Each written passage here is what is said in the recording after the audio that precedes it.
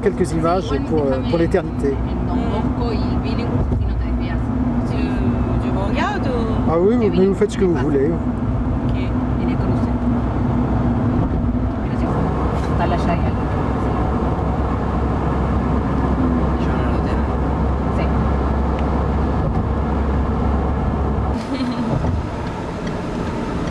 Hi.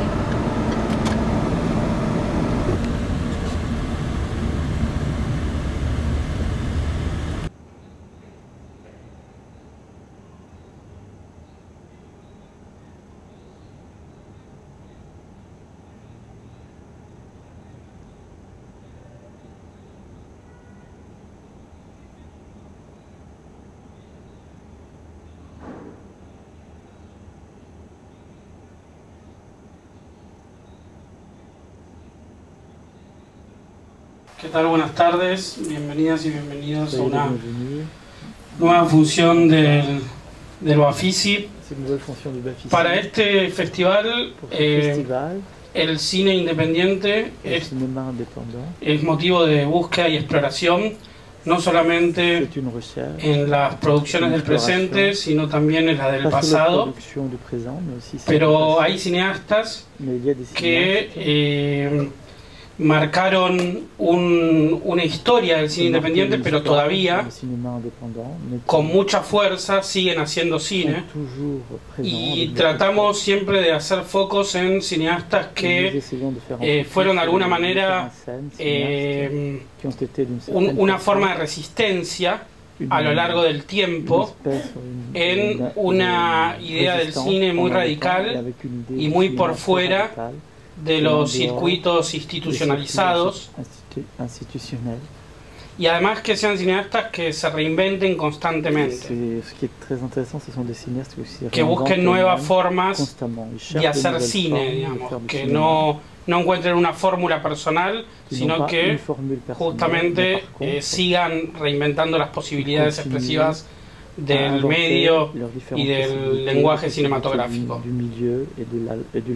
Es una tarea muy difícil porque ya el Bafisi tiene 14 años, ya se hicieron muchas retrospectivas y focos, pero este año encontramos una figura central que desconocíamos en un documental que yo estaba viendo sobre un artista de vanguardia español que se llamaba Ocaña. Vi a alguien que había hecho un cortometraje muy especial en el muro de Berlín, y que además tenía en ese documental muchas cosas que decir sobre el cine, sobre Ocaña, sobre la política y sobre el arte. En su declaración me llamó la atención y empecé a investigar, y me di cuenta que tiene la serie abierta más larga de la historia del cine, que son los Cinematons, que empezó a filmar en los 70 y es una serie que todavía sigue abierta, tiene 2.500 y pico de partes, y que además de eso Cinematón tiene una obra muy vasta que nunca se había proyectado acá en Argentina.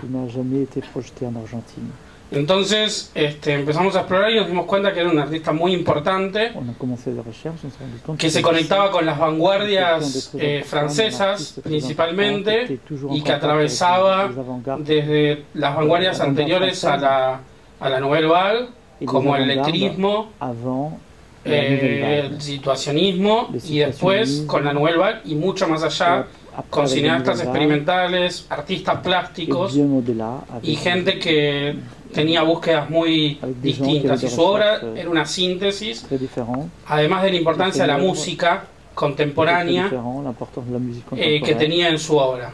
Así que todo eso encontramos en su obra, y quisimos hacer un foco en alguna de sus películas porque es una obra muy vasta, y contamos con la colaboración de él, por suerte, para todo esto.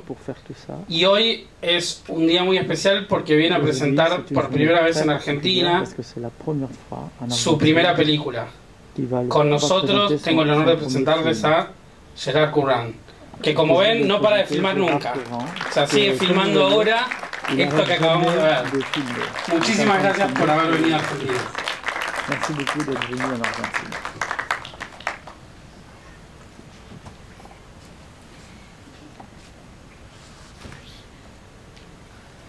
Vamos a ser protagonistas de la próxima película de Gerard Gourran, como ven. Il est très fier parce qu'il dit qu'on sera les comédiens principaux du prochain. No son solamente espectadores, sino que ahora son actores de una nueva obra. Alors, je dois parler maintenant. Ça te ferme. Puedes darle el inalámbrico a él y te Bon, je suis très honoré d'être parmi vous. Estoy muy contento de estar con ustedes. Et donc, je viens d'apprendre comment, par quel film j'étais arrivé jusqu'ici. Bueno, entonces me di cuenta cuál es la película por la cual llegué yo aquí. Donc, je l'ai appris là, à l'instant. Y me enteré acá, hace unos instantes.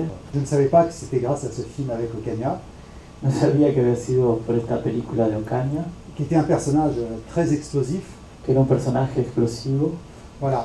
Donc simplement, je voudrais maintenant peut-être revenir à ce film qui va être présenté maintenant. Quisiera venir a esta película que se va a presentar ahora en un ratito más. Donc c'est un film qui est très spécial. C'est una película muy especial. Parce que au départ c'est une rencontre de Philippe Garrel avec le public.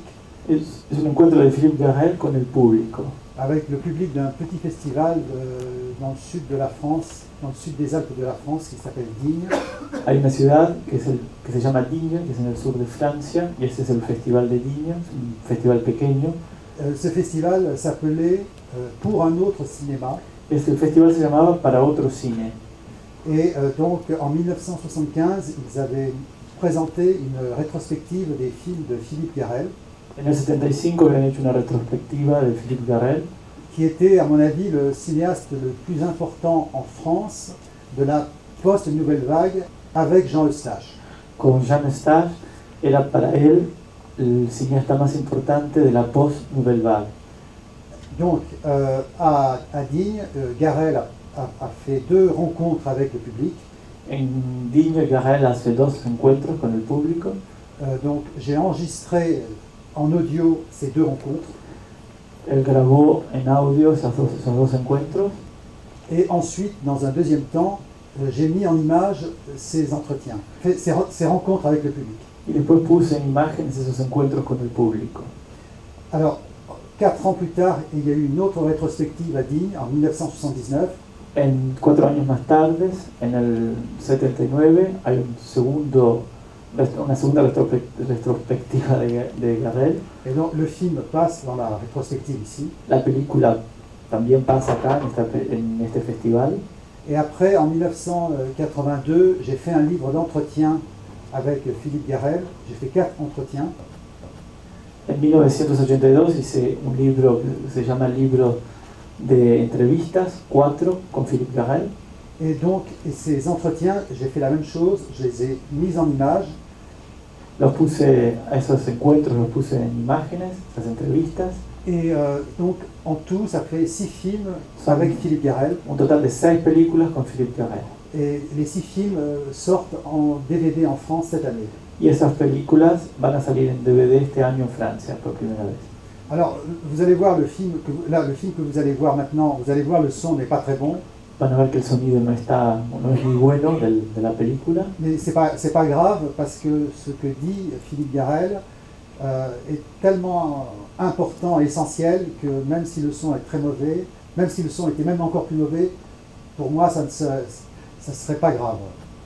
Dice que aunque el sonido es malo, no importa, porque todo lo que dice Philippe es muy interesante y que no le importaría si el sonido fuera aún peor, seguiría siendo interesante. Donc ce film aussi est un témoignage des débats dans les cinémas en France dans les années 1970. En los años 70, esta película es un testimonio de... Des témoignages dans les débats qu'il y avait. Fue causa de debate sobre los testimonios sobre el cine en Francia en los años 70. Donc c'était une période très foisonnante qui était très différente de notre époque. Es un periodo totalmente diferente a nuestro periodo de hoy, un periodo un poco de fricciones, si se podría decir así. Et donc dans le film aussi montre l'opposition qu'il y a entre les tenants de la politique directe, alors que Garel, lui, c'est une sorte de politique poétique. Y vemos ahí una oposición entre lo que es la política directa de la mayoría y la de Garel, que es una política, digamos, más poética. Voilà, donc je pense que maintenant le plus simple c'est de vous donner rendez-vous après la projection pour discuter du film. Creo que lo más simple va a ser darnos una cita después de la proyección de la película. Voilà, donc je vous souhaite une excellente projection. Les deseo un buen momento, una buena proyección. Et puis aussi j'espère que ça vous donnera envie de découvrir les films de Philippe Garrel des années 1970. Y espero que esto le va a dar ganas de descubrir las películas de Philippe Garrel de los años 70. Et qui sont de loin les meilleurs qu'il a fait. Que son de lejos los mejores que ha hecho. Gracias.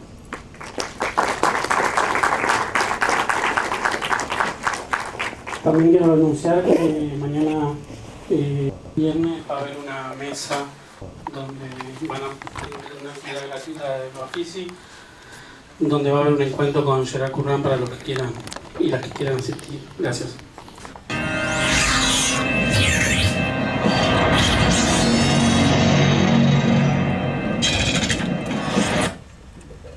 Los que pasamos tanto.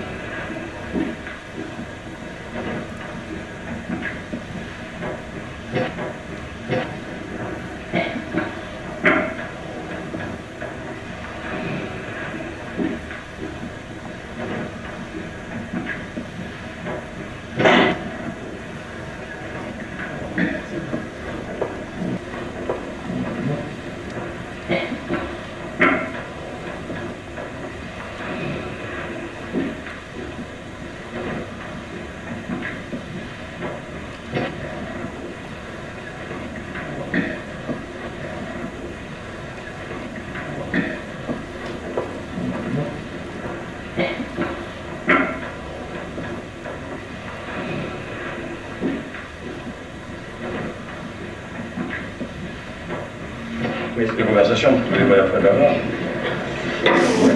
Prise de préambule, on peut dire.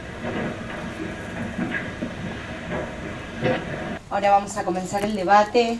Si tienen preguntas o tienen ganas de hacer un comentario sobre la película, simplemente levanten la mano y les alcanza el micrófono. Muchas gracias.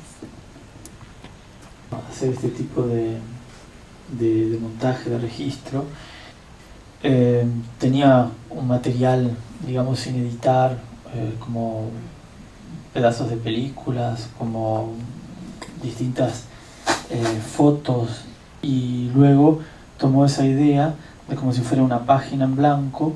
A partir de ahí se preguntaba cómo utilizar todo esto y desde allí crea todas estas imágenes. Es un... Oh, ahí está. Yo quería hacer una pregunta.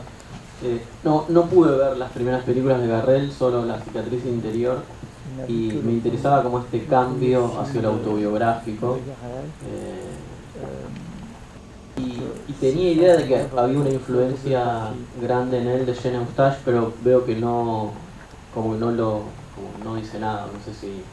Il croyait qu'il avait une grande influence de Jean Eustache, mais qu'il ne dit pas grand-chose dans le recueil que vous avez fait dans votre film. La cicatrice intérieure n'est pas le premier film de Garrel. Il avait fait 4 ou 5 longs métrages avant. Oui, il ne parle pas beaucoup de Eustache, mais comme je l'ai expliqué tout à l'heure pendant la présentation, en fait, en tout, il y a 6 films avec Philippe Garrel, et il y a d'autres films où il parle beaucoup de Jean Eustache. Pas dans celui-là, mais dans les autres. Donc, voilà. Dice que la película que vos mencionaste no es la primera, sino que es la número 4 de las películas que hizo, y él no habla en esta película que él hizo no habla de Eustache, pero él hizo 6 sobre, entonces en otras habla sobre Eustache, no en esta precisamente, pero en otras habla. Bueno, muchas gracias. ¿Alguien más desea hacer una pregunta o un comentario?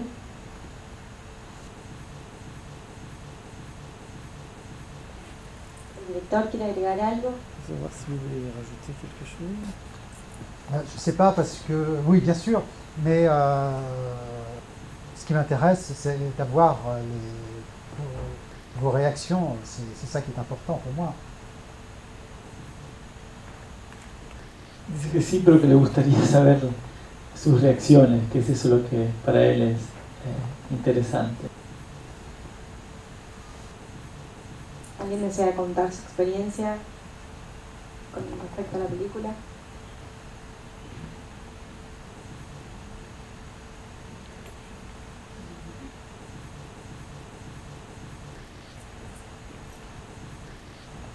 Hola, buenas tardes. Mi pregunta es más bien respecto a uno de los conceptos que aparecen en el film. Cuando interpelan a Garrel por practicar un cine, si se quiere, más metafórico o de carácter artístico y no explícitamente vinculado con un compromiso político.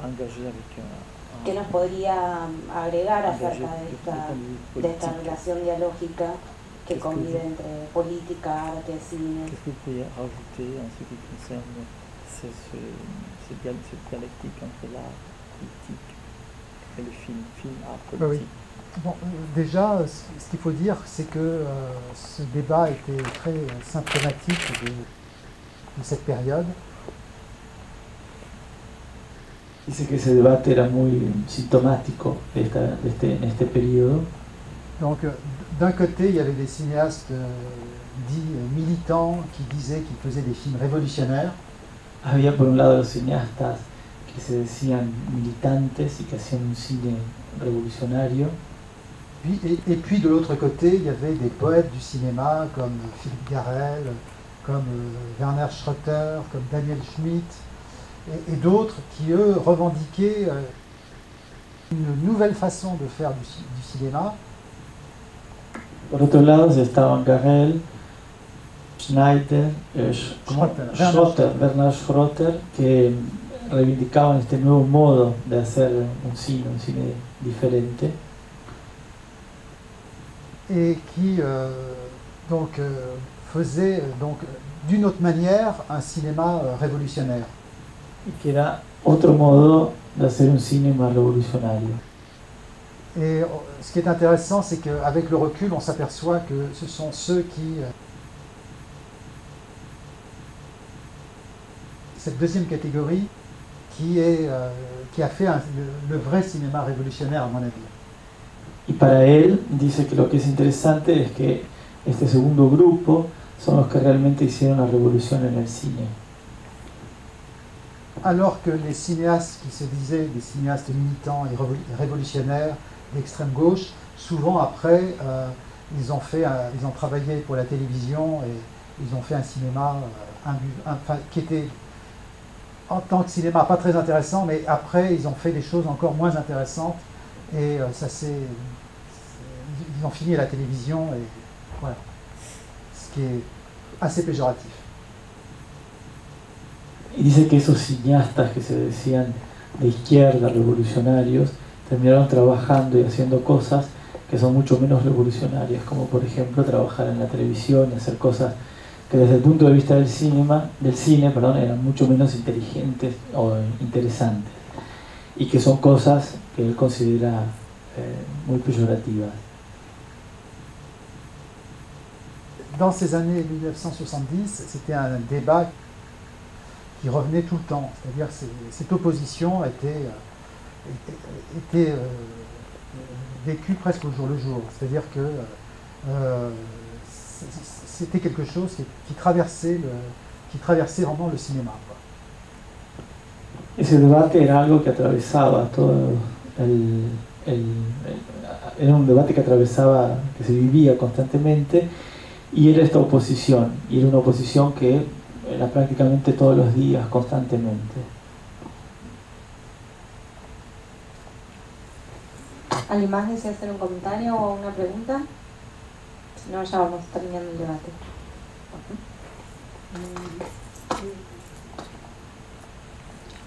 Buenas noches. Me interesaba saber si en estos últimos tiempos él ha podido tener contacto con Philippe Garrel y, digamos, si ha podido encontrar algún cambio significativo con respecto a esta perspectiva que él pone en evidencia en esta película, más que todo. Oui, je croise de temps en temps Philippe Garrel et son cinéma, peu à peu, disons, il a essayé de faire un cinéma plus commercial, plus accessible au public, avec beaucoup plus de moyens financiers. Et malheureusement, son cinéma qu'il fait actuellement ne touche pas le grand public. C'est toujours un cinéma qui est pour un public spécialisé, entre guillemets. Il n'a pas beaucoup plus de spectateurs aujourd'hui que dans les années 1970. Dice que lo ve, que cada tanto lo cruza Philippe Garrel, y que su cine dejó de ser un cine, digamos, dejó de ser un cine más contestatario para transformarse en un cine un poco más comercial, tratando de ser visto por una mayor cantidad de público, y que ha hecho películas con mayores medios financieros, es decir, que las ha mejorado, pero que actualmente su cine tampoco toca el gran público, queda siempre reservado para un grupo de personas, de espectadores que se interesan en su cine, que no pudo llegar al gran public. Par exemple, les films de Garrel des années 1970, par exemple La cicatrice intérieure, Le Révélateur, qui est d'avant, qui est de 68, mais Le berceau de cristal aussi, c'est des films qui étaient montrés au Festival de Cannes dans des sections parallèles et qui avaient énormément de succès. Les gens qui allaient voir ces films-là étaient très très enthousiastes et ils sortaient de la salle vraiment conquis, heureux. Aujourd'hui, Garrel maintenant présente des films en compétition officielle au Festival de Cannes et ce sont des échecs complets, il se fait siffler, voilà, donc il y a un problème. Dice que estos primeros largos que hizo Garrel en el 68 o en el 70, como La cicatriz interior, La cuna de cristal, El revelador, fueron un gran éxito en el Festival de Cannes, en la parte no oficial, y la gente salía de ver sus películas y salía feliz y muy entusiasmada con su cine. Hoy en día él va a la competencia oficial, lo silban, digamos que hay un problema que no se comprende su cine en este momento, o que no es comprendido por el público. Dice, hay un problema ahí. Bueno, es un honor para nosotros tener a Gerard Courant. Un aplauso, por favor. C'est une honneur parce qu'on va commencer l'autre film. Donc merci beaucoup. Bonne soirée. Et demain, à 18h. Les recuerdo que mañana, si quieren una charla más extensa, va a estar en el espacio Bafisi, que se llama Diálogos con Courant, donc van a poder hacer las preguntas que quieran. Gracias. Muchas gracias. A las 18.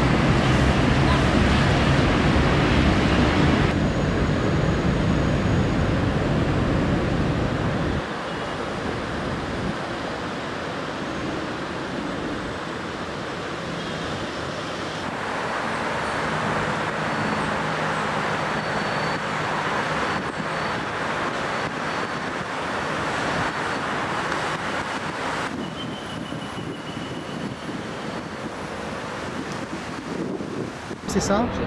Ah ouais? Oui, moi? Oui. Pas maintenant, mais après, peut-être. After. After the cinema. Now you are in the cinematon. You are in now. Now. Yes. C'est bien les petites caméras. C'est pas évident de regarder cet objectif comme ça qui te regarde dans le fond des yeux. Parce qu'avec le montage, il fait des images. You see the film of Wim Wenders in the room 691? That with Fassbinder. In 1982, Wim Wenders made a film. He rented a room in a hotel during Cannes, in front of the camera and said, first thing that I want to say is, this is a bad cadrage. This is not a good cadrage. Change it.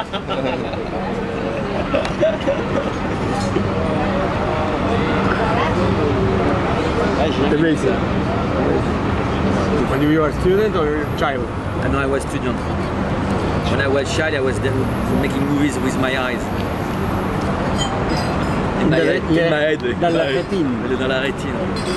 C'était super. Le mec il connaît, il avait un atelier à la fac et il y avait donc l'équivalent de la table de montage 35 mm mais en Super 8. Avec le studio de mixage, on a des studios.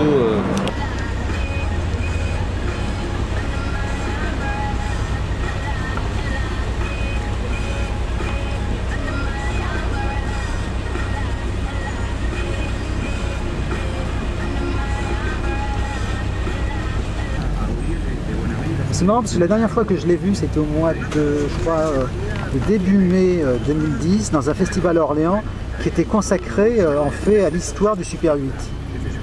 Donc ils avaient réuni des cinéastes un peu de partout, voilà, pour montrer les différentes expériences en Super 8 et puis de se rencontrer, de pouvoir discuter. Enfin, voilà, c'était sympa.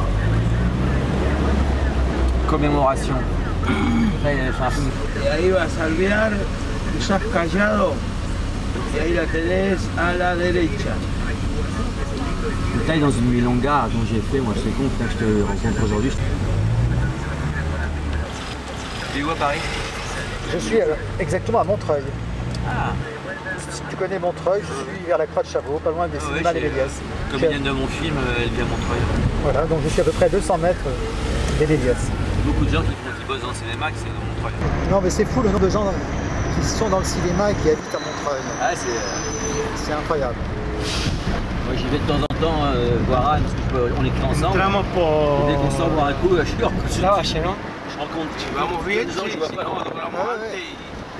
Metemos por adentro porque después de Córdoba ya es complicado para ir. Ok. Hacemos ya el lloré, Ça c'est pour les carnets filmés, hein. C'est pas le cinématon.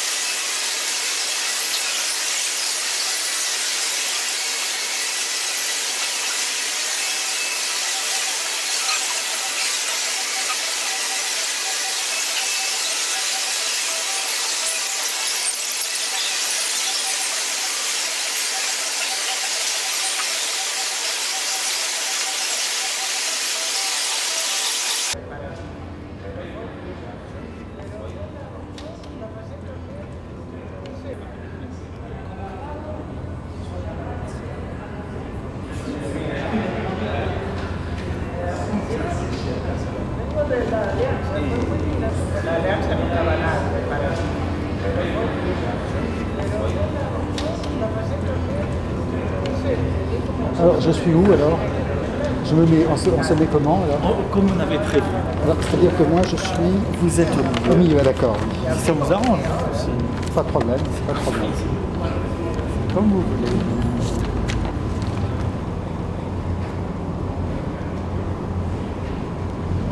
C'est bon.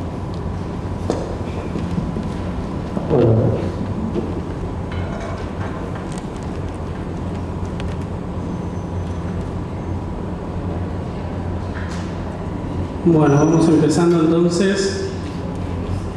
Uno de los descubrimientos del Bafisi de este año es el foco a Gerard Courant, que es un cineasta desconocido en Latinoamérica.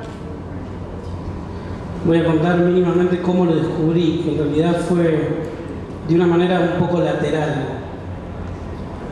Yo estaba viendo un documental sobre Ocaña, un artista de vanguardia andaluz que desarrolló gran parte de su obra en Barcelona en la última época del franquismo y sobre todo durante la transición democrática. Y en ese documental aparecía un corto que habían filmado en Berlín y mostraban el corto y era un corto muy singular, quizás uno de los que mostraba más y mejor las performances como intervención pública, política y poética de Ocaña, y entrevistaban a quien había realizado ese corto, que es la única película afuera de España que realizó Ocaña, y justamente era Gerard Courant. Ese corto está programado en la retrospectiva y me di cuenta que era una persona muy lúcida para hablar del cine, para pensar la producción independiente con una dimensión que a veces es difícil encontrar y sobre todo con mucha espontaneidad para articular los elementos con los que contaba en ese momento para hacer esa película. Entonces empecé a investigar quién era Gerard Courant, quién era la persona atrás de ese cortometraje, y encontré su sitio oficial y ahí me di cuenta que tenía la serie más extensa de la historia del cine, que son los cinematons, que son una suerte de retratos a personalidades de la cultura que desarrolla desde los 70 y que es una serie abierta todavía. Tiene más de 2.500 retratos y su obra, que es tan prolífica como esos cinematons, me daba cuenta que iba por caminos muy diversos. Era un cineasta radicalmente experimental, de búsqueda, que no trabajaba sobre modelos a priorísticos, sobre géneros estancos, ni sobre las formas de institucionalización del arte, sino que, o del lenguaje cinematográfico, ¿no? Sino que había como una búsqueda permanente, en Super 8, en diferentes formatos, incluso hoy en digital. Bueno, nos contactamos con él y fue muy generoso desde el principio. Algunos cinematons se pueden ver en internet, linkeados con el sitio de él, que también vimos ahí que los cinematons nos interesaban mucho. De hecho, a Michel Foucault en su momento, creo que a principios de los 80, escribió sobre los cinematons como una experiencia muy particular dentro de la historia del cine. Entonces quisimos traer por primera vez sus películas y mostrar un poco la particular idea de cine serial que realiza Courant. De hecho, hoy en día que se habla mucho de las series como productos mediáticos que desafían al cine, quisimos mostrar la contracara, cómo desde la total independencia, sin marco institucional, alguien podría desarrollar series desde otro punto de vista, desde otra perspectiva. Bueno, ahora entonces me gustaría empezar con una primera pregunta La primera película que realizó está basado en un registro de audio de una conferencia de Philippe Garrel, el cineasta francés, de la Post-Nouvelle Vague. A partir de ese texto grabado, que es una conferencia, elaboró una película. Quiero saber, en principio, cuál es su relación con la Post-Nouvelle Vague, si él se considera también un cineasta Post-Nouvelle Vague.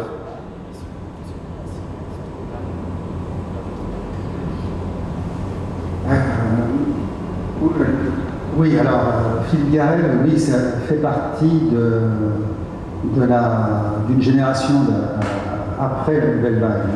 Philippe Garrel forme parte de una generación después de la Nouvelle Vague, dont il était l'un des, avec Jean Eustache en France, Werner Schroeter en Allemagne et quelques autres. C'était une sorte de post-Nouvelle Vague.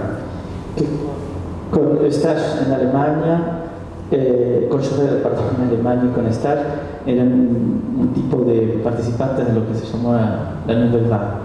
Alors, en ce qui me concerne, je suis arrivé encore après. Ellos eran post-vague, pero yo todavía llegué más tarde que ellos.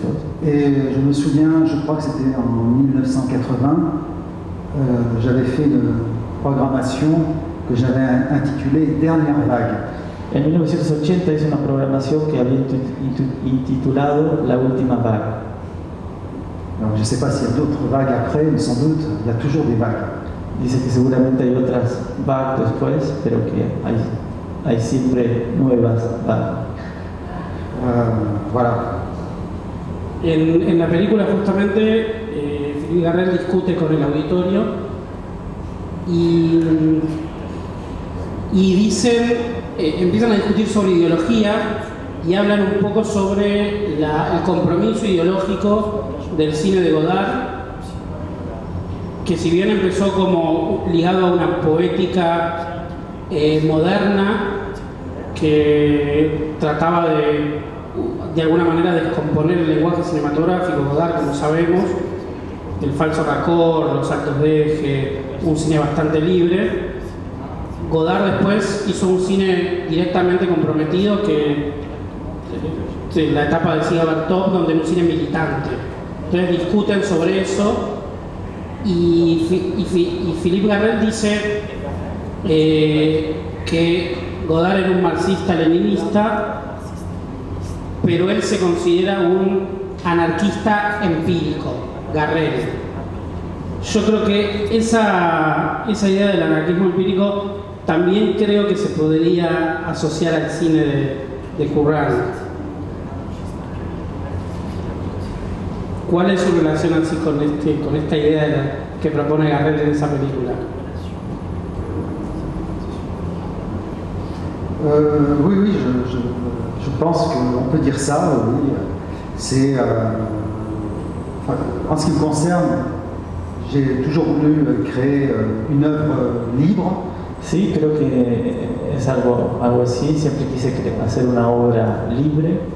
Et à partir du moment où j'ai décidé de faire des films, desde el momento que decidí hacer películas, mon intention c'était de créer des nouveaux concepts qui n'existaient pas dans le cinéma. Mi intención era de crear nuevos conceptos que no existían en el cine. Et donc c'était une résolution, c'était un pari que je m'étais fait à moi-même. Era un desafío que me había hecho a mí mismo. Je n'acceptais de faire du cinéma qu'à cette condition-là. Solo aceptaba hacer cine bajo esas condiciones. Ça ne m'intéressait pas de reproduire un cinéma qui existait déjà. No quería reproducir un cine que existía, que ya existía. Alors, cela dit, je me suis évidemment beaucoup inspiré d'autres metteurs en scène du passé. Me inspiré, por supuesto, de otros directores del pasado. Et aussi d'autres stars, des acteurs du cinéma comme Marilyn Monroe. Y de otros actores o actrices como Marilyn Monroe. Ou Jean Tierney. O Jean Tierney. Pour moi, le cinéma d'avant donc d'avant l'époque où j'ai commencé, est une source d'inspiration permanente. El cine que me precedió, que antes de que yo hubiese comenzado, es una fuente permanente de inspiración. Et mieux on connaît le cinéma du passé, mejor conocemos el cine que nos precedió, el cine antiguo, mieux ça permet de rester humble. Mejor esto nos permite de permanecer humildes. Parce que quand on regarde des films de Eisenstein, de Dreyer, cuando vemos películas de Dreyer, de Howard, de John Ford, de Howard Hawks, de Raoul Walsh, de Hitchcock et beaucoup d'autres, ça permet d'être, je disais, humble, de se dire, voilà, ce sont des monuments, donc jamais on pourra être à ce niveau-là, donc ça permet d'être soi-même aussi. Nos permite ser humildes cuando vemos todo esto. Son monumentos y sabemos que nunca vamos a ser como ellos, y esto nos permite permanecer, sobre todo humildes, insiste en la concepción de la humildad. Sí, justamente en eso se relaciona mucho su cine con el de la Nouvelle Vague, porque es una tradición de cinéfilos, cineastas. De hecho, en esta primera película de Philippe Garrel aparece la imagen de Henri Langlois, que es el fundador de la Cinemateca Francesa, como un lugar germinal del cine de la Nouvelle Vague. En relación a esa cinefilia, me parece que su cine, si bien obviamente tiene a esos monstruos como Ford, Hitchcock, muchos de los que nombró como Howard Hawks, Raoul Walsh, como referentes, también hay mucha influencia del cine de vanguardia. Guy Debord, por ejemplo, Guy Debord, el letrismo en el cine, también creo que hay una influencia del cine americano, underground, como Kenneth Anger y Scorpio Rising. ¿Cuáles son esos cineastas también del cine experimental o underground que fueron influyentes en su obra?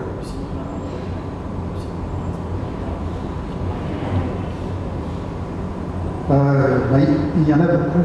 Hay muchos. Non, mais en premier lieu, il y a l'avant-garde des années 20. Primero la vanguardia de los años 20. Donc avec René Clair, Germaine Dulac. Con René Clair, Germaine Dulac. Et Antonin Artaud. Con Artaud. Et puis aussi Hans Richter. Con Richter. Hans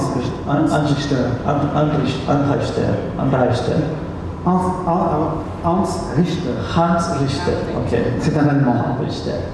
Walter Ruttmann, Dziga Vertov. Donc ça c'est pour l'époque du cinéma muet. La época del cine mudo. Et puis après, dans les années 50, y después en los 50, Isidore Isou et Maurice Lemaitre. Et Isidore Isou, qui sont deux lettristes. Que son dos letristas. Et puis aussi beaucoup l'underground américain. Mucho del underground americano. Jonas Mekas. Enfin, je mettrai Michael Snow en premier. Michael Snow en primer lugar. Et aussi les films d'Andy Warhol.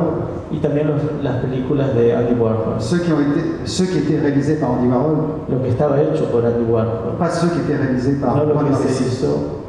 No lo que fue hecho por Paul Morrissey. Voilà, mais aussi il y a des cinéastes, je sais pas, je pense à un cinéaste allemand comme Gerhard Töring aussi. Pienso en un cineasta alemán como Gerhard Töring. Mais il y en a beaucoup d'autres auxquels je ne pense pas. Hay muchos otros que no me vienen en este momento. Disons, c'est un ensemble, c'est comme le cinéma, c'est un ensemble. Et souvent. El cine es un conjunto y a menudo. Et souvent, j'ai appris beaucoup de choses dans des films qui ne sont pas du tout connus, qui sont des séries B. aprender muchas cosas en las películas que no son conocidas, en lo que se llama cine de serie B. Et qui étaient des films avec des petits budgets, mais où il y avait beaucoup plus d'invention que dans les grands films commerciaux.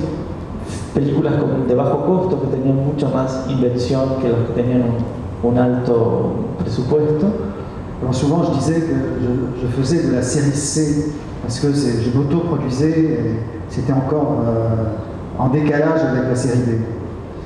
Y él decía que hacía una serie C, es decir, que como él se autoproducía los films, las películas se ponían en una tercera clase que era la clase C. Il y a aussi beaucoup de cinéastes français d'avant-garde qui m'ont intéressé. Muchos otros cineastas franceses de vanguardistas que me interesaban.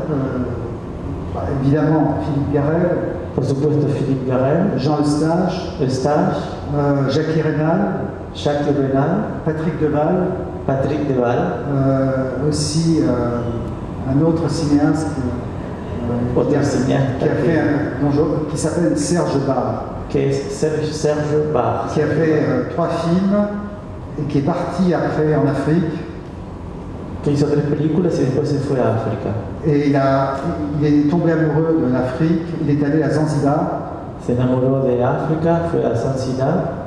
Après il s'est converti à l'islam. Después se convirtió al islamismo. Il s'est installé en Arabie Saoudite. Y se fue a vivir a Arabia Saudita. Il est devenu un homme d'affaires important. Y hoy es un hombre de negocios importante. Voilà, ça a été une trajectoire très bizarre d'un cinéaste qui était l'un des plus prometteurs dans le cinéma français. Una trayectoria muy original, ya que era uno de las grandes promesas del cine y tuvo una trayectoria totalmente particular. Et entre parenthèses, il travaillait avec l'un des plus grands chefs opérateurs de l'histoire du cinéma, Henri Alcan. Y trabajaba con uno de los jefes de operaciones más importantes de Francia, que se llama Henri Galcan, qui notamment a fait l'image de La Belle et la Bête. Que hizo todo lo que son las imágenes de La Bella y la Bestia. D'ailleurs, Jean Cocteau aussi, qui fait partie des cinéastes qui m'ont La Bella y la Bestia de Jean Cocteau, y Jean Cocteau dice que fue uno de los cineastas de los cuales él aprendió más. Voilà, j'arrête là parce que je pourrais citer encore beaucoup d'autres cinéastes. Podría seguir citando muchos otros. Voilà, Joseph Mordet aussi, qui fait un journal filmé depuis 1967. Joseph Mordet, qui hace un journal filmé. Un diario filmado desde 1967. Et qui est un cinéaste qui est originaire d'Amérique latine. Y que es un cineasta de origen de Latinoamérica. Qui est né dans les Antilles britanniques. Que nació en las Antillas británicas. Et qui a vécu en Équateur jusqu'à l'âge de 12 ans. Y que vivió en Ecuador hasta los 12 años. Il s'est installé en France à 12 ans. Y se instaló a los 12 años en Francia. Et il a commencé son journal filmé à 18 ans. Y comenzó su diario, un diario cinématográfico cuando tenía 12 años. Et toute son œuvre depuis 40 ans est hantée par ces années d'enfance passées en Équateur. Y toda su obra, que ya lleva más de 40 años, está constantemente visitada o atravesada por sus recuerdos de infancia en América Latina. Des réminiscences. Hay reminiscencias que vienen siempre. Voilà. Donc j'en ai parlé aujourd'hui au directeur du festival et il m'a dit qu'il était intéressé. Hoy hablé con el director del festival y entonces él mostró interés de mostrar películas sobre él. Et puis Jonas Mekas, évidemment. Y después, por supuesto, Jonas Mekas. Sí, nosotros queríamos hacer Joseph Mordet, hacer alguna muestra de sus películas, pero era difícil. A veces con algunos cineastas como él es difícil llegar a sus películas. Pero es una deuda que tenemos para el futuro. Oui, oui, mais c'est possible. Hein. Il y a notamment une productrice qui gère une partie de ses films, et donc il y a eu un coffret DVD qui est sorti avec ses films, avec je sais pas 5 ou 6 longs métrages. Dice que hay una productora que se ocupa de sus películas, que es muy posible hacerlo, y también salieron en DVD últimamente 4 o 5 o tal vez 6 obras de él. Otra cosa muy importante, además de esta dimensión cinéfila de su obra, es la presencia de la música, que también tiene la misma amplitud para pensar la música en el cine que con la cinefilia. O sea, va del cine clásico al cine experimental o al cine diario, íntimo, como acaba de mencionar, que es muy importante para entender el cine de Currán. Y en la música va desde quizás música popular de los 50 al rock más ruidoso de los 70, o también a la música minimalista, pasando obviamente por la ópera o la música clásica, y muchas de sus películas contienen tránsitos musicales muy particulares. Algunas incluso me arriesgaría a decir que son musicales, o sea, películas que se basan como en una composición musical, como Einstein pensaba sus películas en relación a la música mucho, ¿no? El montaje, la dinámica visual.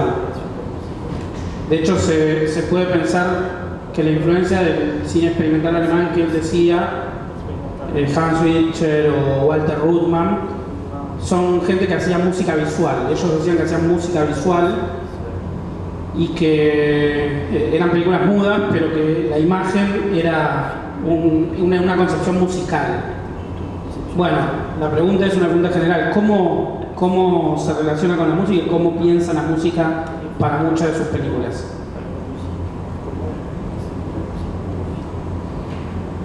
Alors, d'un film à l'autre, c'est déjà différent. Es muy diferente de una película a otra. Mais je dirais que souvent, enfin, en général, la bande musicale de mes films, en general la banda musical de mis películas, a une autonomie.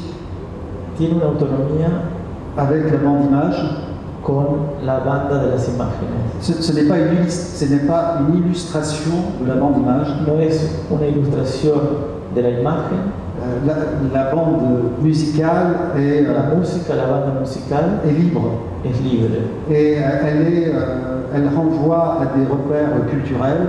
Nos envía a testimonios o iconos.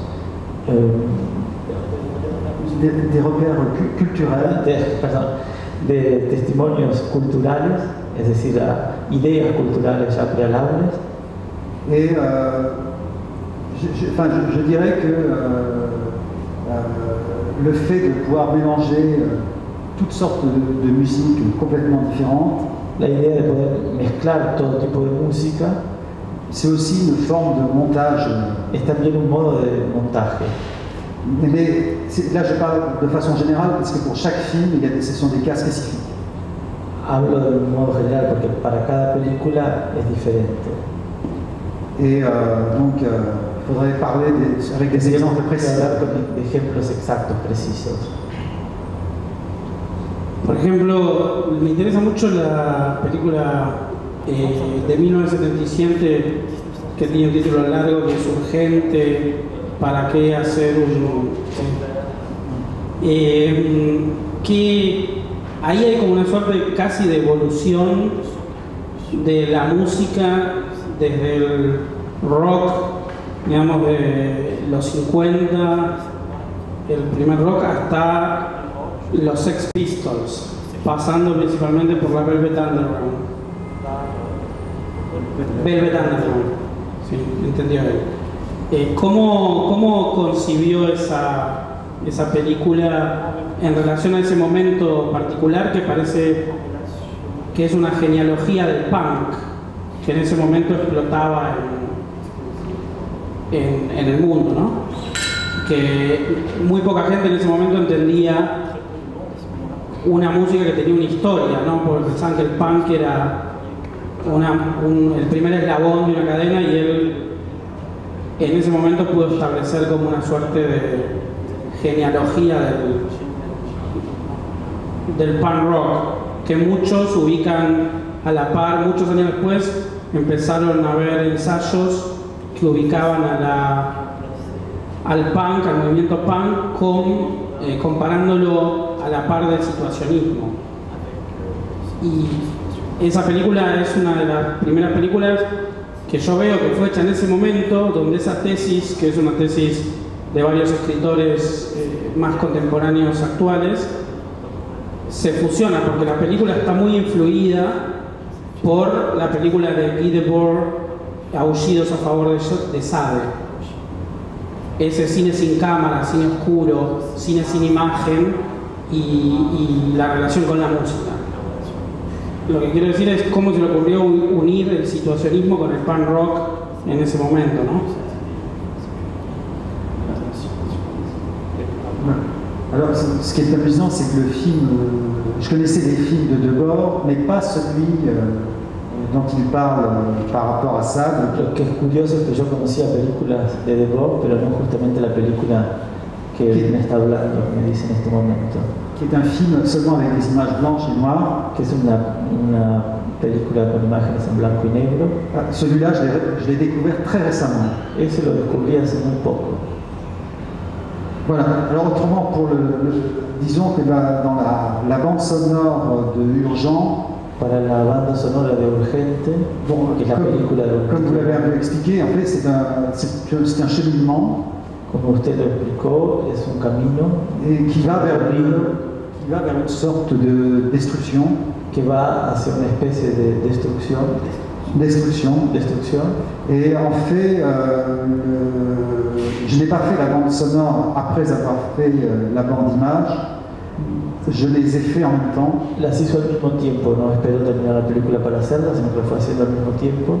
Donc le film s'est conçu pendant que je faisais le montage de l'image, en même temps la película se concibió mientras él iba haciendo la película.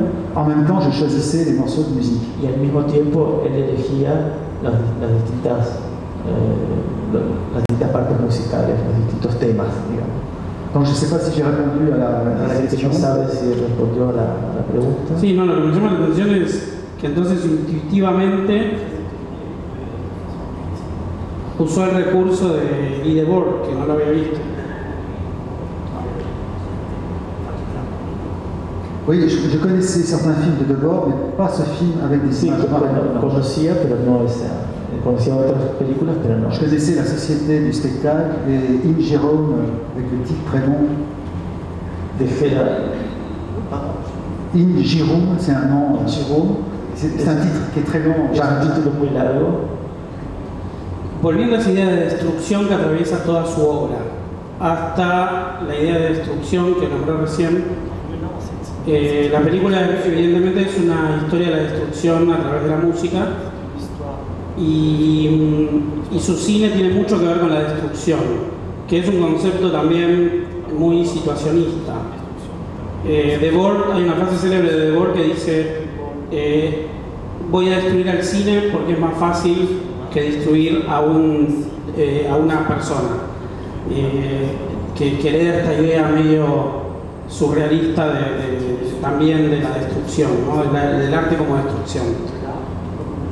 Muchas de las películas de él trabajan sobre esta idea de descomponer el cine hasta llegar a las compresiones, que son formas de comprimir una película también como una forma de destrucción, que las programamos acá. Comprime capaz que en 1 minuto o en 2 minutos o 3 minutos, como una canción punk, básicamente, una película de 1 hora y media, incluyendo las de Debord, que es como la destrucción de la destrucción, como la destrucción al cuadrado. ¿Cómo trabaja con estos conceptos? Porque incluso hay películas narrativas basadas en el concepto de destrucción.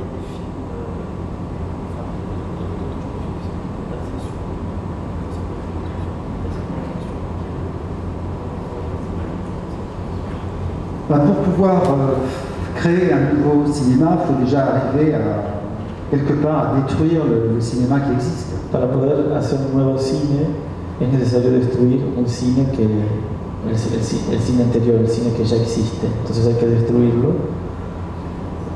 Donc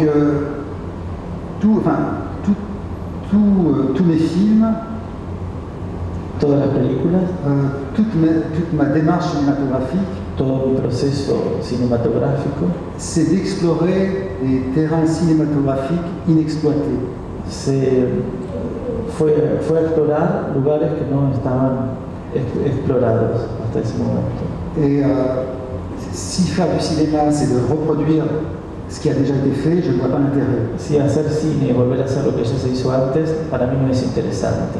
Et là, j'enfonce un peu des portes ouvertes. Y ahí yo dejo puertas abiertas. Parce que c'est la définition même d'un artiste. Es la definición misma de un artista. Un artiste, il est là pour créer des formes nouvelles. El artista está acá para crear nuevas fórmulas qui n'existaient pas avant lui. Que no existían antes de él. Et dans quelques domaines, que ce soit dans l'art, en todos los dominios que existen en el arte, dans la littérature, la musique, la peinture, la pintura, le cinéma, el cine. Donc pour moi c'est quelque chose de totalement naturel. Para mí es algo natural. Et donc je ne sais pas quoi dire de plus parce que no sé qué más decir. C'est la façon de. Porque es mi manera. C'est la façon de faire des films. C'est ma façon de respirer. Es mi manera de hacer películas, es mi manera de respirar. Et ça m'amuse aussi beaucoup de faire des films de cette façon-là. Y me divierte hacer películas de esta manera. Et ça m'ennuierait beaucoup de ne pas faire des films de cette façon-là. Pardon. Et ça m'ennuierait beaucoup. Y me aburriría mucho hacer películas de otro modo, de no hacerlas del modo que las hago.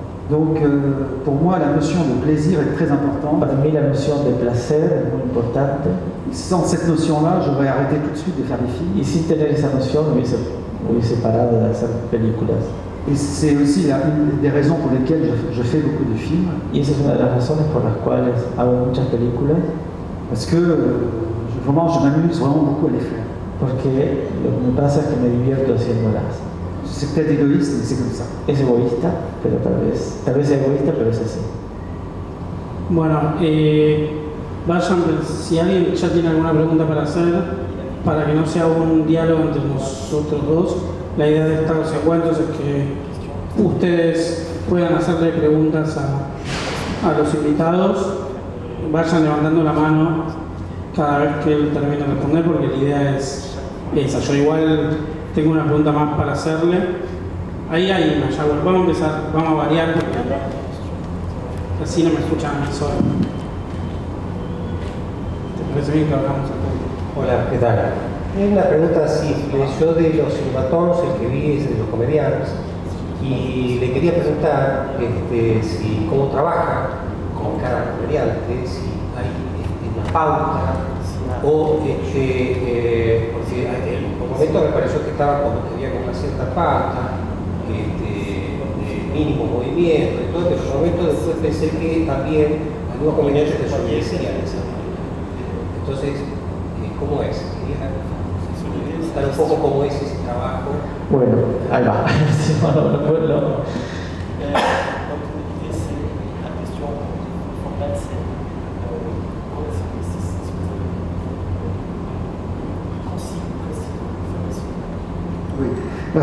Alors, le principe des cinématons est déjà identique pour chaque portrait depuis le premier qui a été réalisé. El principio del cinematón está, digamos, está encerrado por una condición que hubo con el primero, que ahora les voy a decir cuál es. Depuis 1978. Desde 1978. Voilà. Alors, chaque personne qui est filmée, cada persona que se va a filmar est totalement libre de faire ce qu'elle veut devant la caméra. Es libre de hacer lo que quiera delante de la cámara. À l'intérieur de règles préétablies. Pero hay reglas preestablecidas. Alors, qui sont un plan séquence de 3 minutes et 20 secondes. Hay un plan de secuencia de 3 minutos 20 segundos. Un gros plan. Un primer plano. Muet. Callado. Une seule prise. Una sola toma. Et donc la personne est libre de faire ce qu'elle veut. Y la persona en esos 3 minutos 28 es libre de hacer lo que quiere. Et je me refuse à lui donner le moindre conseil, même si elle me le demande. Y cuando él renuncia a dar cualquier tipo de consejo, se niega. Así, aunque se lo pidan, él no va a decir nada. Alors, je sais que c'est très difficile pour les acteurs de cinéma. Es muy difícil para los actores del cine. Car pour la première fois souvent de leur vie, porque tal vez para la primera vez de su vida, ils ne sont pas dirigés. No van a ser dirigidos, no le van a decir qué hacer. Et ils sont confrontés à une situation complètement nouvelle pour eux. Y están confrontados a una situación nueva. Je dirais c'est différent pour les acteurs de théâtre. Es muy diferente para los actores de teatro qui ont plus l'habitude de s'auto-mettre en scène. Que tienen la costumbre de ponerse en la escena, ir al ruedo, digamos, directamente.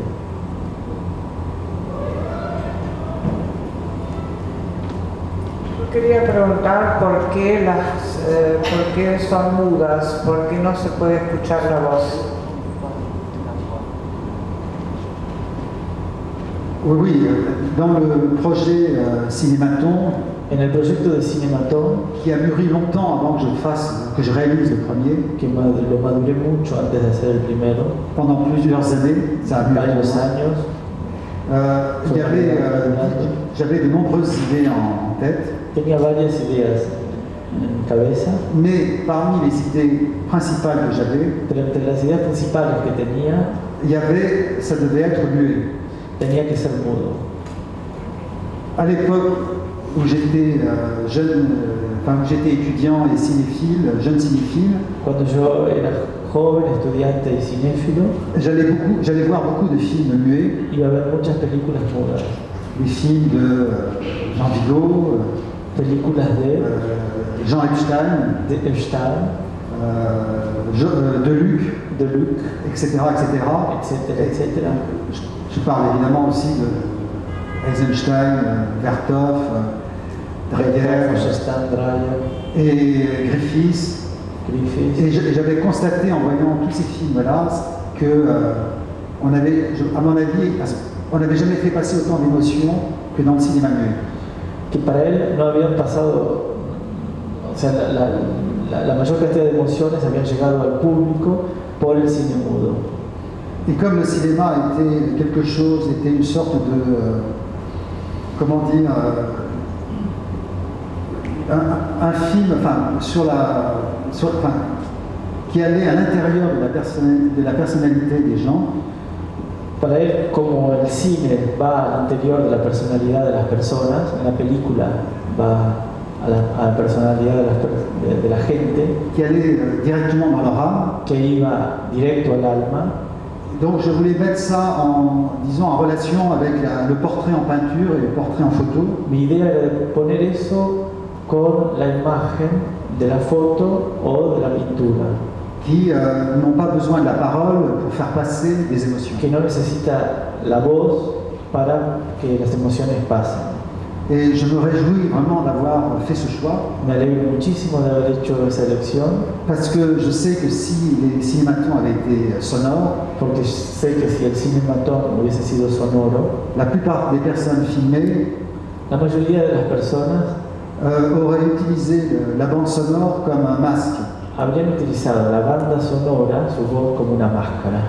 Pour se réfugier derrière ce masque. Para refugiarse detrás de esa máscara. Et refuser ce face-à-face avec la caméra et donc avec le public. Y rechazar ese tête-à-tête, esa cara con la cámara, ese encuentro directo con la cámara, para ir a hablar con el público.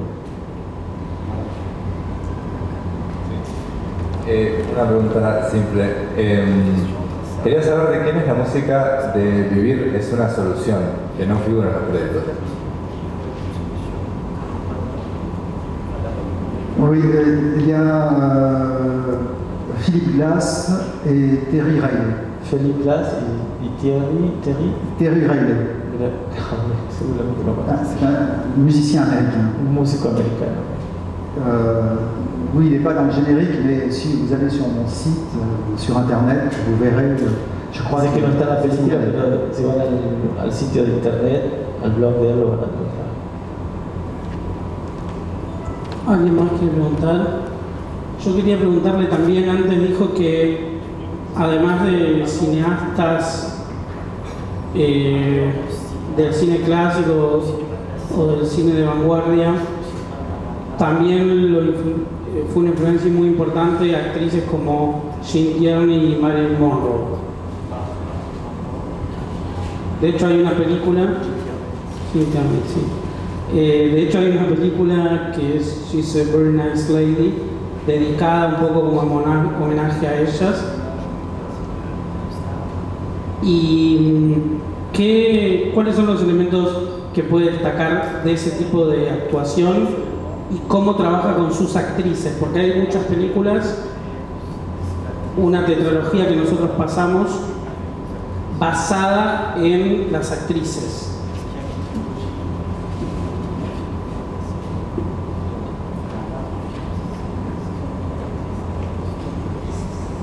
¿Cómo trabajan así eso?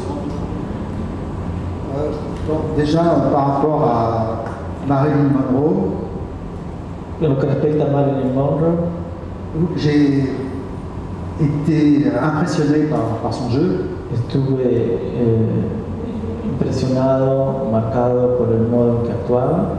Elle est l'un des rares cas dans l'histoire du cinéma. Es uno de los casos, un caso raro en la historia del cine.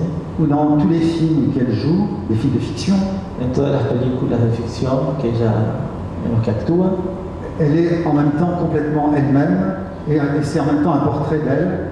Todo el tiempo es ella misma, pero a la vez es una imagen de ella. Alors, je sais bien que Jean Renoir avait dit que tout film est un documentaire sur les acteurs. Renoir dijo que todas las películas son un documental sobre los actores. Mais Marilyn Monroe était allée encore plus loin. Pero Marilyn Monroe fue todavía más lejos. Car quand on voit tous les films de Marilyn Monroe les uns à la suite des autres, cuando se ven todas las películas de Marilyn Monroe uno sobre otro, c'est comme un journal intime de sa vie. Es como un diario íntimo de su vida. Et donc c'est vraiment quelque chose qui nous pose beaucoup de questions, nous cinéastes. Nos interpela mucho a nosotros los cineastas. Alors, suite à ça, quand j'ai fait des films avec des actrices, después cuando hice películas con actrices, donc j'ai toujours gardé cette ligne en moi de ce jeu de Marilyn Monroe. Me quedé con la imagen del modo en que actuaba Marilyn Monroe. Par exemple, Martine Elzingre dans Aditya ou Gina Lola Benzina dans Cœur Bleu. Las actrices de Aditya y de Cœur Bleu, Corazón Azul. Je tenais à ce que dans ces films qui sont des films de fiction, quería que en esas películas que son films que hablan de una ficción, que ce soit des films qui soient aussi, que sean películas que sean al mismo tiempo, qui soient des documentaires sur elles, que ça soit documentales sobre ellas, que ces films les montrent vraiment telles qu'elles sont, que sus películas muestren tal como son ellas. Et pas seulement comme moi je les voyais. Y no únicamente et pas seulement comme je les voyais. Y no como yo las veía. Et 30 ans après, ces deux comédiennes se reconnaissent complètement dans ces films. J'en parle encore avec elles. 30 años después, esas actrices se reconocen en esas películas y él sigue hablando con ellas. Et elles savent que les films passent ici. Y saben que las películas pasaron ahora. ¿Alguien tiene alguna pregunta para Gerard? ¿Cómo hay algo que también me interesa, que es la influencia de otras artes en su cine? Por ejemplo, las compresiones están influidas por un concepto de artistas plásticos. Y muchas de sus películas, sobre todo algunas películas que son como diarios de viaje, digo, desde nuevas visiones de lugares donde vivió, como o las películas con las actrices que muchas veces son como road movies con una actriz recorriendo paisajes, tienen mucho de pictórico, digamos. Y el tipo de pintura, digamos, algunas son hasta síntesis de la pintura francesa hasta el pop art, digamos. ¿Cómo se relacionan entonces? ¿Cuál es la influencia del arte plástico?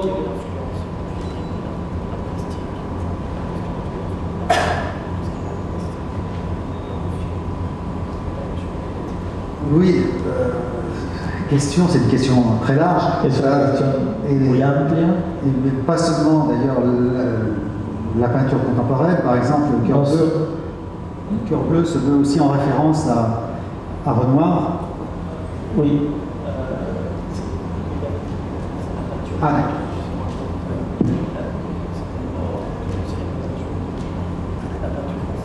Oui, oui, d'accord.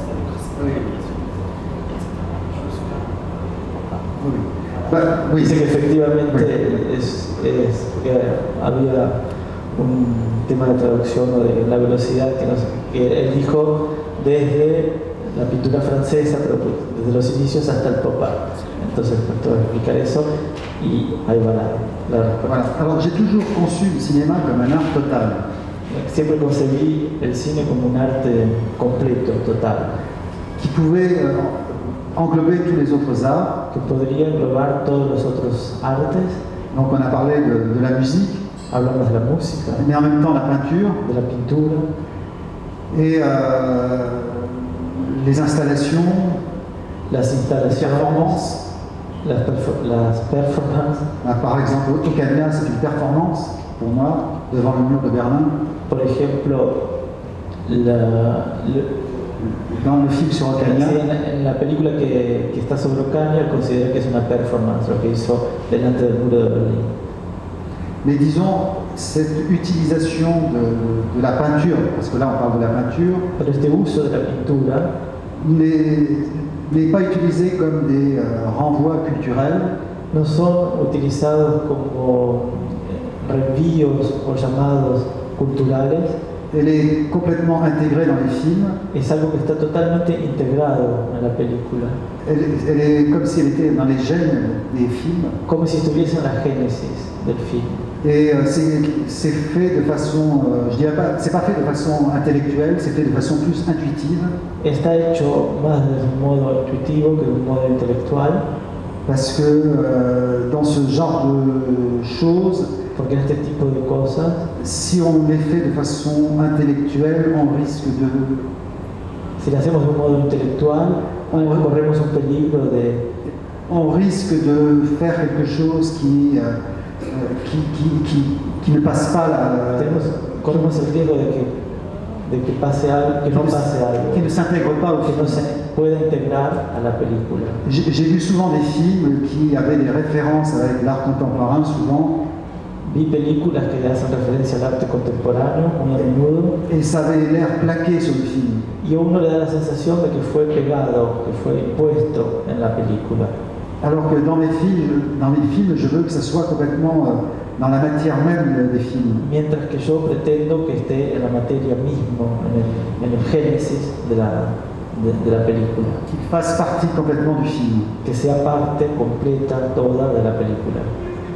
Et pour parler par exemple les compressions, para hablar por ejemplo de compresiones, quand j'ai créé le concept des compressions en 1995, en 1985 créé este concepto, qui était l'année du centenaire du cinéma, que era el año del centenario del cine. Donc j'ai pensé, à mon avis, aux derniers grands artistes plasticiens français. Pensé en los últimos grandes artistas plásticos franceses. Je dirais la dernière grande vague des artistes plasticiens français. Ce sont les nouveaux réalistes dans les années 60. Les nouveaux réalistes, los nuevos realistas de los años 60. Et dans les nouveaux réalistes, il y avait certains artistes qui compressaient des objets. Había en los 60 artistas que hacían compresiones de objetos. Comme Armand ou César. Como César o Armand. Qui compressaient des horloges. Que compactaban relojes. Des voitures. Autos. Et toutes sortes d'objets. Todo tipo de cosas de objetos, distintos objetos. Et Quand j'ai voulu faire ces compressions, je les ai fait à un moment donné où la cinéphilie était en train de changer. Cuando yo hice esas compresiones, cuando yo las hice, la cinefilia me estaba cambiando. Parce que j'avais remarqué au début des années 90, porque me he dado cuenta que al principio de los años 80, que certains cinéphiles, donc des personnes qui aimaient le cinéma et qui connaissaient le cinéma, que algunas personas que amaban el cine, cinófilos, n'avaient plus une vue globale de l'histoire du cinéma. No tenían más una idea global de la historia del cine.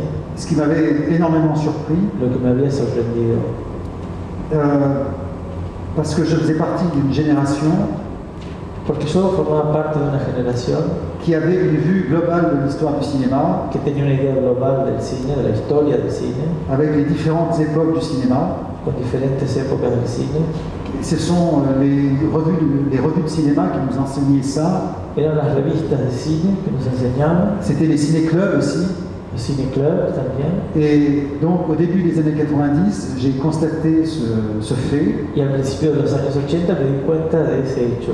Et j'ai compris en partie les raisons de ce nouveau comportement des cinéphiles. Y entendí al principio de los 80 ese comportamiento diferente de los cinófilos. C'est qu'après un siècle de cinéma, il y avait después de un siglo de cine, había tanto, il existait tellement de milliers, de dizaines de milliers de films, había tantos miles y cientos de películas, que les cinéphiles de plus en plus étaient noyés par la quantité de films. Que los cinófilos se habían alejado por la cantidad de películas. Alors, en compressant des films que j'aimais, haciendo una compresión, des films que j'aimais, haciendo un conjunto de películas que a él le gustaban, j'espérais que des personnes découvrent ces compressions, que ça leur donne envie de découvrir ces films. Y esperaba que las personas vieran todas esas películas y dieran ganas de verlas. Et puis, voilà, j'ai commencé par une compression. Y desde entonces empecé por una. Puis après, bon, j'en ai fait y después hice muchas otras más. Et j'ai poussé aussi le vis.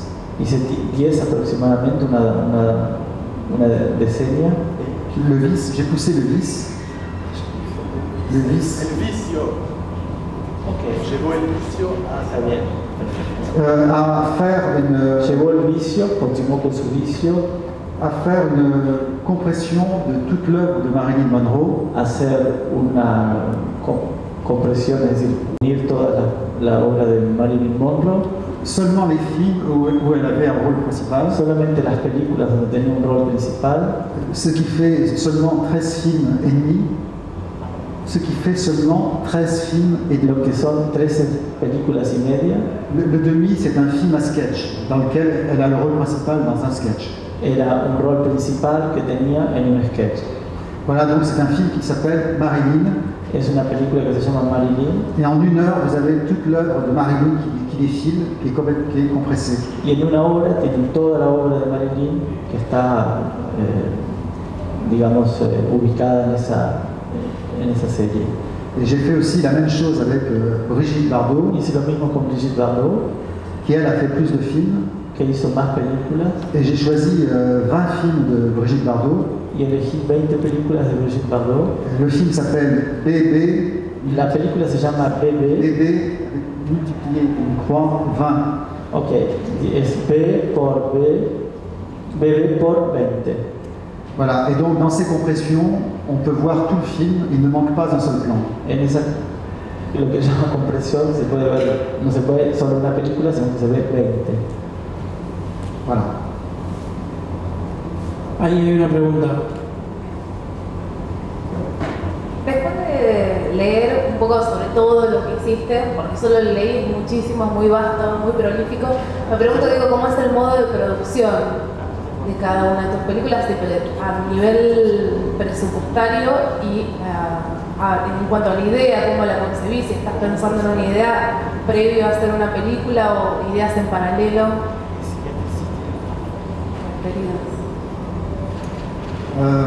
Oui, parce que la rétrospective qui est présentée ici ne montre qu'une toute petite partie de mes films.